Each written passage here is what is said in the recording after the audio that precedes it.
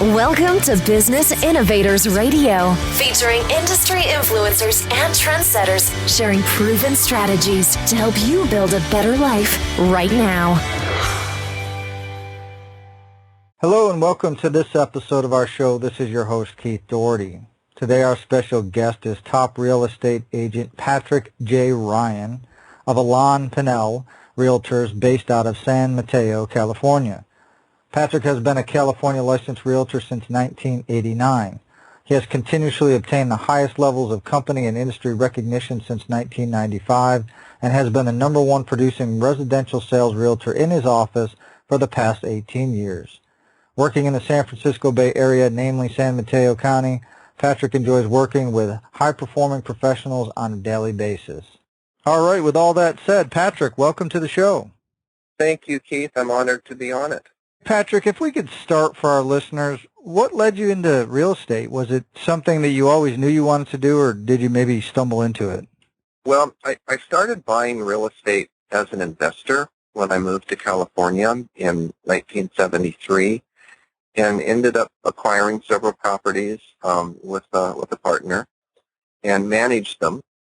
But I was in a corporate position, and it was a part-time thing, but I really enjoyed what it did, and was in my late 20s, realized that the corporate career I was going to have to leave the Bay Area, and that was just not something that I wanted to do. So I decided it was time to pursue what my passion was at that point, and not just a career path, but something that really was in my blood, I felt. So I decided to get my license, and it worked out pretty well. Excellent. And can you talk a little bit about what personal attributes, traits, or qualities you think have most contributed to the success you've had in real estate? Well, I think I'm one of the fortunate people in that my formal education included majors in journalism and speech and master's work in communication. Corporate career involved sales, negotiations, public relations. My military career, I was public information officer for 6th Army headquarters in my reserve unit at the Presidio in San Francisco. So all of those things really are attributes and skills that you need to be a good realtor. I'm also a problem solver, high energy, and I believe in creating win-win situations. You know, the golden rule has served me very well, and I think different people operate differently. I know some people I've worked with want to be litigators and win, don't care about creating those solutions to problems. I think that's one of my biggest assets. Our market has been really supercharged most of my career here, and the agents that I've respected most along the way have operated in that fashion. I guess that's probably what the best analogy that I could provide you. Excellent. And do you think you could give our listeners an example of when your traits have played a role in your path towards success?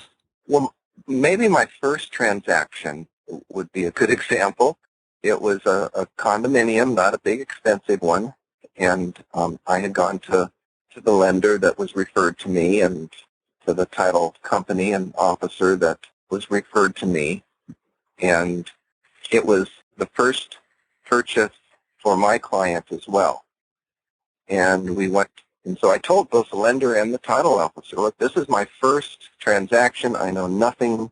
Tell me what I don't know. Just lead me along the path so that we can get through this ahead of time. And we walked in, and there were these things called points and escrow fees and lender fees. And my client looked at me and said, well, you never told me about these things. We talked about it a little too long for the escrow officer, who ended up going to lunch. We talked to the lender.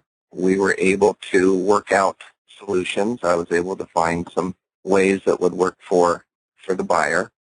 The escrow officer came back with alcohol on her breath, and my client was an AA person, and that didn't work out too well. So I immediately knew that I needed to create a team, and started doing that. And I can tell you that I've been, in my 28 years as a realtor, I have been with that team ever since. Some people have retired, but their assistants or associates assume those positions, and I think that's one of the key reasons that my escrows now pretty much goes, very, very smoothly. Excellent, Patrick. Yeah, that is definitely an interesting situation to be in, especially right out of the box to, where your client's looking to you for advice and you're kind of trying to learn it yourself along the way, but you obviously solved the problem, so that's great. So I guess what kept you going when you have obstacles or when you hit obstacles? Why don't you give up? What's your driving force? Boy, I hate to fail. I've been taught by my parents mostly there's always a solution to a problem. You just have to find it. I think in real estate, even though we don't like to publicly admit it necessarily, we do have egos because we like to succeed. We like to make things happen. I think that's the driving force there. Excellent. And I guess looking forward, Patrick, what's your vision for your career and your business, say, over the next 5 years? The past has been very good to me, and my business now has developed into one which is mostly referrals. I work in an area where I'm now well known and have people calling me to come talk to them about listing their homes. Buyer referrals generally come through my relationships with trust attorneys, financial advisors, CPAs. And so I have a really nice blend of buyers and listing clients. I haven't done any what I would call self-promotion advertising in several years.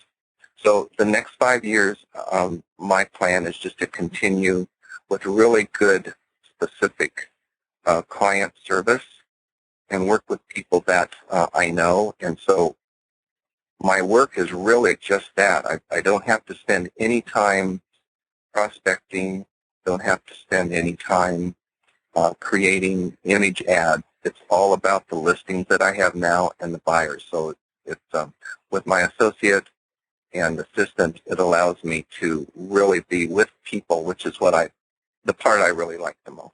Excellent. And I think, Patrick, when it comes to real estate, especially with real estate agents, that sometimes the public has a misconception or they have a myth about what an agent really brings to the table and what they can really do for them. So what do you think the biggest misconception or myth that people have about working with a real estate agent? Well, a lot of times I think if they haven't had a good experience, they may think that the real estate agent is maybe just looking out for their own best interest. But, of course, our fiduciary duty is always to the client. And so I think in my initial conversation, I pull out that agency relationship disclosure, and I literally read it, and I tell them what it is that I'm going to do for them. Sometimes it's a surprise to them. So my best example of that, I think, is when an escrow is complete, the sale's over. People come to me and say, I really didn't know that you would be doing all these things. So now I have a marketing plan which clearly identifies all of the things that I'm going to be doing for a client during the listing process. And it's about 4 pages and sometimes 5. I do them property specific. And it also allows me to be accountable, and they can see that I'm going to be accountable. And that's worked out very well. So that's how I overcome the misconceptions that we just take the listing, put it into MLS, and somebody will find a buyer. Excellent. And let's say you get a call from a family member or a friend, and they're in another state. Obviously, with your experience and the amount of connections you probably have in the industry, you could probably, look somebody up or give a referral. But let's say from a general advice standpoint, what advice would you give them about selecting an agent that could best serve their needs? My sister just asked me that about a week ago, and she lives in Texas. And I told her, find 2 or 3 of the top listing agents. I'm assuming you're talking about listings, right? Was that the question? Correct. Yeah, they basically want to sell their home. Yes. Yeah. So because it's different, and find somebody that it's not just about the numbers, but find somebody that you want to spend that time with, somebody whose personality matches yours. Incredibly important. And then ask for the last 2 or 3 clients that agent has had, and call them and see how the experience was. Probably it's going to be wonderful. And Patrick, what specific area do you cover? Obviously, we know you're based out of California, but what general area do you cover from a real estate standpoint? So San Mateo County is the county immediately south of the city and county of San Francisco. We have beaches right along the ocean, and then there's a little mountain range, and then there are cities such as San Mateo, Hillsborough, Burlingame, Foster City, Belmont, San Carlos, and that's called Mid-Peninsula. I also live and work on the Half Moon Bay coastal area, which is 4 small communities between Half Moon Bay and Montera. So if there's any surfers out there, you may have heard of Mavericks. That's right off of Pillar Point Harbor in Half Moon Bay. It's about 25,000 people, covers about 14, 15 miles up and down the coast, and about the same geographical distance on the other side of what we call the other side of the hill. San Mateo County, I just don't go outside my county. Excellent. And Patrick, if somebody needs real estate services or an agent in that area, what's the best way they can find out more information about you and how you can help them? So if they Google me at Patrick J. Ryan, I would come up. My website is patrickjosephRyan.com. My telephone numbers, my cell phone, is 650-759-2430. Excellent. Well, Patrick, obviously want to thank you for taking time out of your schedule to come here and share all your professional real estate experience with all of our listeners. And if you're listening and you want to learn more about Patrick, you can go to his site like he mentioned. Also below this interview, we'll have a link to his site and any other contact information that we have so you can reach out and make contact with Patrick. So with that said, everybody, until our next show, have a great day, and we'll talk to you soon. Thanks for listening to Business Innovators Radio. To hear all episodes featuring leading industry influencers and trendsetters, visit us online at businessinnovatorsradio.com today.